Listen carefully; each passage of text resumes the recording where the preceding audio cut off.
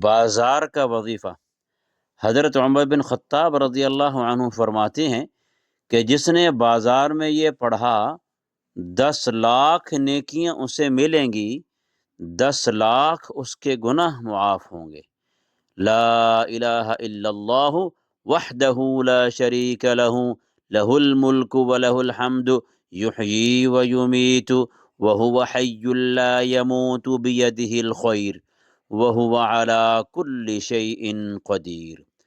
ترجمہ جس کا یہ نہیں کوئی معبود سوائے اللہ کے، یکتا ہے وہ، اس کا یکتا ہے وہ، اس کا کوئی شریک نہیں، اسی کی سلطنت، اسی کی تعریف، وہی زندہ کرتا ہے اور مارتا ہے، اور وہی ہر چیز پر قدرت رکھتا ہے۔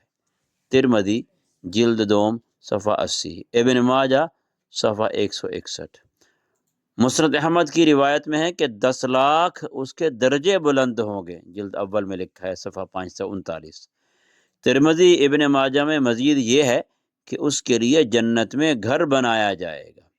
یہی ایسا ذکر ہے جس میں اس قدر ثواب ہے، چونکہ یہ مقام غفلت ہے، یعنی بازار۔ تو بازار میں جائیے اور روزانہ 10 لاکھ نیکیاں کمائیے، جتنی مرتبہ بھی جائیے ہر مرتبہ 10 لاکھ نیکیاں کمائیے، 10 لاکھ گناہ معاف کروائیے، 10 لاکھ درجے بلند کروائیے، جنت میں اپنا گھر بنائیے، خود بھی بنائیے، دوسروں کو بتا کر اس پر تیار کیجیے، اور ان کا ثواب خود بھی کمائیے، ان کے نامہ اعمال میں بھی داخل کرنے کا ذریعہ اور سبب بنیے۔